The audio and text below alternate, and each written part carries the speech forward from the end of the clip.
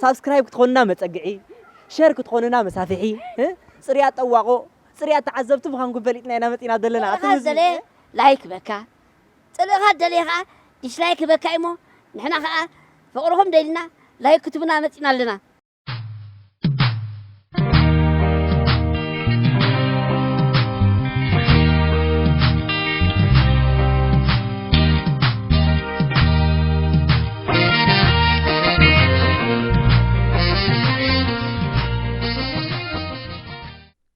سلام تخاتاتل تقالولي انترتينمنت أقبل لكم وسلامكم نمنا كم تخرلو غزي نبلوكم شير لايك سبسكرايب بمقبار مدباتنا ختكاتاتلو بخبرنا حتت نلو منبار ترجمنا مع بلان اسمات بوتاتات إرترا حامشاي كفال حسنا لكم قريبنا لنا سناي مكتتال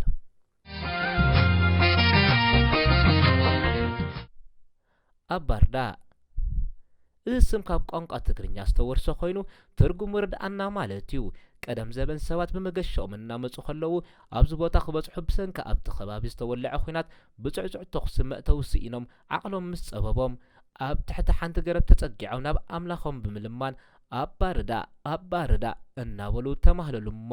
ጸሎቶም ሰሚሩሎም ብዘይገለ ጸገም ስለ ዝወጹ ካብኡ ምብብጋስ ኣባርዳ ዝብል ስም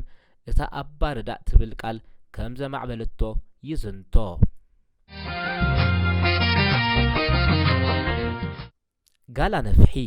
ጋላ ነፍሒ ካብ ቋንቋ ትግርኛ ዝተወርሰ ኮይኑ ትርጉሙ ኣብዚ ከባቢ ዝርከቡ ቦታታት ኣብ መንጎ ክልተ ሩባታት ጋላን ነፍሕን እዮም እዚ ከባቢ ኣዝዩ ሰፊሕ ዝኾነ መሬት ዝሽፍን ኣብ ርእሲ ምዃኑ ንሕርሻን ሞጓስን ዝተባብዕ ሃብታም ቦታ እዩ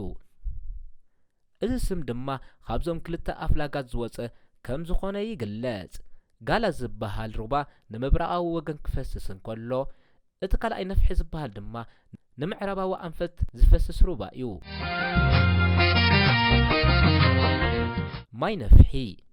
ማይ ነፍሒ ዝብል ካብ ክልተ ቃላት ዝማዕበለ ኮይኑ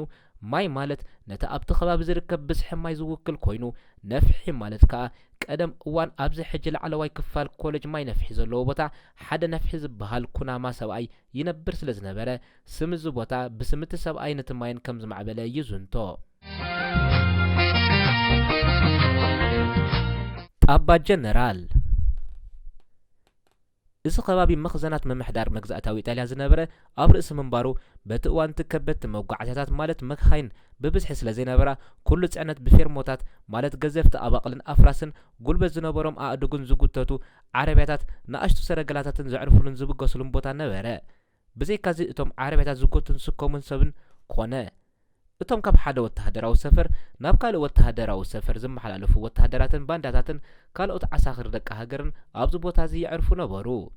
እቲ ቦታ ታባ ጀነራል ማለት ቀንዲ መዕረፊ ተባሂሉ ተጸውዐ እታ ታባ ዝብል ኢጣልያዊ ቃል ከዓ ብምብዛሕ ግዜ ብደቂ ሃገርና ናብ ጣባ ተለወጠት እታ ስም እውን ጣባ ጀነራል ኮነት ኣብ ርእሲ እዚ ድማ እቲ ካዛሮታንዶ ማለት ክቢ ገዛውቲ ተባህለ ኣብኡ እዩ ዝርከብ ዝነበረ ጣባ ጀነራል ኣብ ጥቃ መከላኸሊ ባርዕ ሓዊ ኣብ ኣስመራ ዝርከብ ቦታ እዩ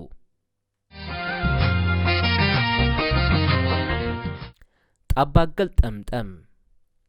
ገሪምኩም ዶ ጣባ ገልጠምጠም ከኣበይ ኢልኩም ዶ ተሓስቡ ኣለኹም ንኸይድ በሉ ናብ ትሕዝትኡ ጣባ ገልጠምጠም እዚ ሰፈር እዚ ብሰሜን ቀንዲ ምምሕዳር መንግስቲ ኤርትራ ዝርከብ ክኸውን ከሎ ንባንዳታትን ካልኦት ዓሳኽርን ጣልያን ዝነበሩ ደቀባት ክሰፍሩሉ እተሰርሐ እዩ ብዙሕ ኣጓዱ ዝነበሮ ኣዝዩ ምልኩዕ ክፍለ ከተማ ኣስመራ ዝነበረ እዩ ቀፂሉ እውን ብወገን ደቡብ እቲ ቀደም ብዘመን ባዕዳዊ ምምሕዳር ጣልያን ኣልቤርጎ ዝነበረ ሎሚ ግን ክሮን ሆቴል ዝበሃል ዘሎ ይርከቦ እዚ ጣባ ገልጠምጠም ተባሂሉ ዝፍለጥ ዝነበረ ከባቢ ኣብ ግዚኡ ዳርጋ ማእከላይን ምዕቡልን ክፍለ ከተማ ኣስመራ ኮይኑ ነበረ እዚ ሎሚ ቤት ጽሕፈት ምምሕዳር ማሕበራዊ ጉዳያት ተባሂሉ ዝፍለጥ ዘሎ ህንጻ ሽዑ ግዜ ገየሽቲ ማለት ካብ ቦታ ናብ ቦታ ዝለዋወጡ መኳንንትን ወተሃደራትን ደቂ ኢጣልያ ይዕርፉሉ ነበሩ ከምኡ እውን እተን ኣቑሑትን ወተሃደራትን ዘጓዓዕዛ ዓረብያታት ኣብኡ ከዕርፋ ይግደዳ ነበራ እተን ዝጓዓዛ ዓረብያታትን እቶም ወተሃደራትን ኩሎም ገልጠምጠም ክብሉ ይስምዑ ስለ ዝነበሩ ከዓ ደቂ ሃገርና ነቲ ታፓ ዝብል ቃል ናብ ጣባ ቀይሮም ጣባ ገልጠምጠም በልዎ ይበሃል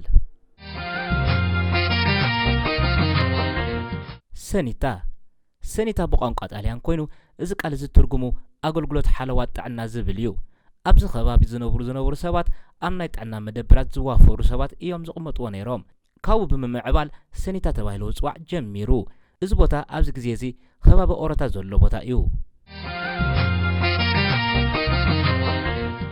ጸጸራት እዚ ቦታ ካብ መጀመርያ ለማጽ ኣይኮነን። ብብዝሒ ደቀቕቲ ኣእማን ስለ ዝነበርዎ ካብኡ ብምብጋስ ብቋንቋ ትግርኛ ጸጸር ማለት ክኸውን እንከሎ ካብዚ ብዝተወርሰ ነዚ ክሳብ ሕጂ ዝፍለጠሉ ዘሎ ስም ጸጸራት ክበሃል ከም ዝኽኣለ ይዝንቶ።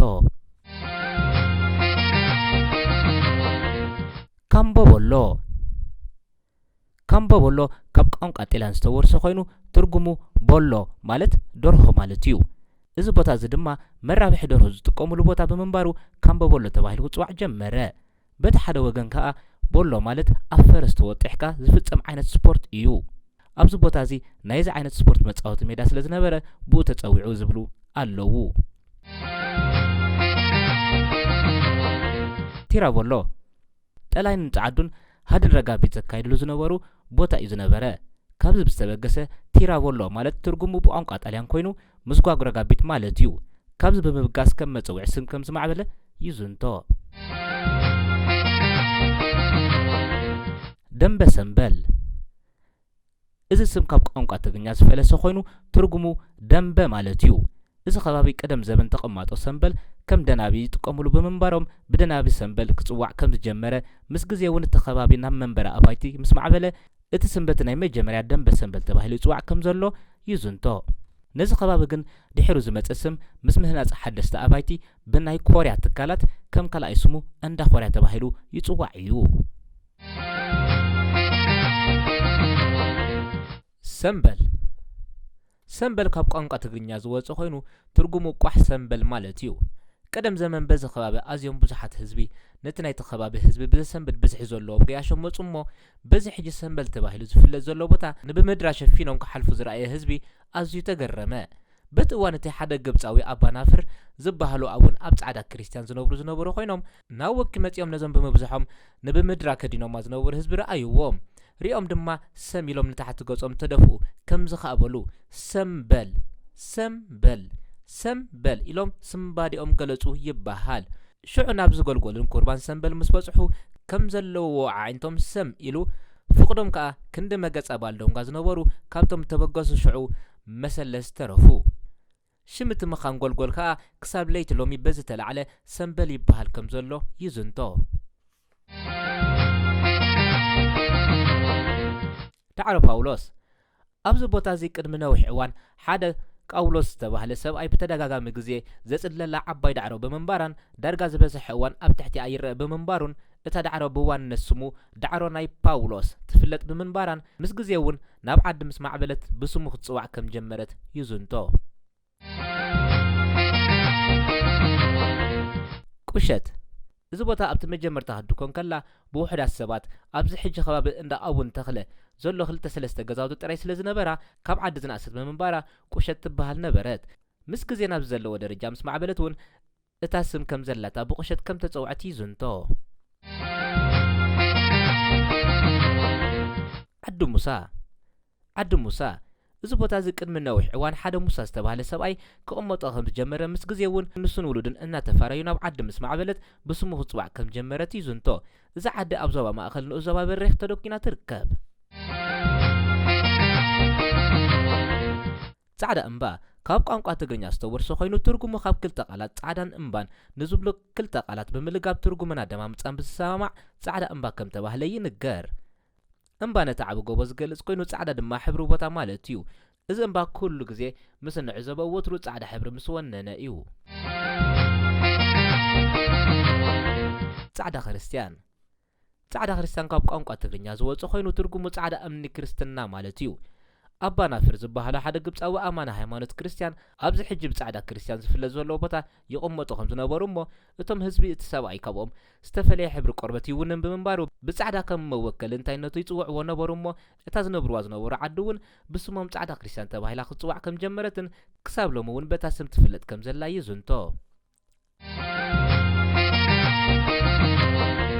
ዓዲ ገብሩ እዚ ቦታ እዚ ቅድሚ ነዊሕ እዋን ሓደ ገብሩ ዝተባህለ ሰብኣይ ክቕመጦ ከም ዝጀመረ ምስ ግዜ እውን ንሱን ውሉድን እናተፋረዩ ናብ ዓዲ ምስ ማዕበለት ብስሙ ክትጽዋዕ ከም ጀመረትን ይዝንቶ። እዛ ዓዲ ኣብ ዞባ ማእኸል ንኡ ዞባ በሪኽ ተደቂና ትርከብ። ደንበዛን እዚ ስም ካብ ቋንቋ ኣገው ዝወፀ ኮይኑ ትርጉሙ ሓያል ማለት እዩ ቀደም ዘበን እዚ ቦታ ብብዝሒ ሓራም ዝርከብዎ ስለ ዝነበሩ ካብኡ ብምብጋስ ደንበዛን ካብ ቋንቋ ኣገው ትርጉሙ ሓያል ዝብልን ሓይልን ግዝፍን ሓርማዝ ዝገልጽ ከም ዝኾነ እታ ስምቲ ዓዲ እውን ካብኡ ከም ዝማዕበለት ይዝንቶ ክቡራት ተኸታተልቲ ትርጉም ኣስማት ከባቢታት ናይ ኤሪትራ ናይ ዞባ ማእኸልና ከነቕርበልኩም ቀኒና ናይ ዞባ ማእኸል ኣብ ዝወዲእና ኣለና ኣብ ዝመጽእ ትርጉም ኣስማት ቦታታት ኣብ ዞባ ደቡብ ዝርከቡ ሒዝናልኩም ክንመጽእ ኢና ሰሰናይ ንዓኹም ንዓና እውን ከምኡ ሰሰናይ ሼር ላይክ ሳብስክራይብ ምግጫዋ ይንረስዕ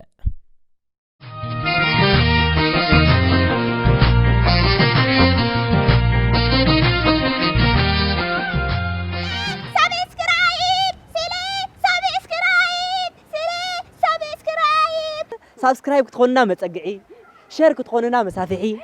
صريات طواقو صريات تعذبتو بخان قبلتنا انا متينا دلنا هذا لايك بكا طلع دليخا ديش لايك بكا ايمو نحنا خا فقرهم دلنا لايك كتبنا متينا لنا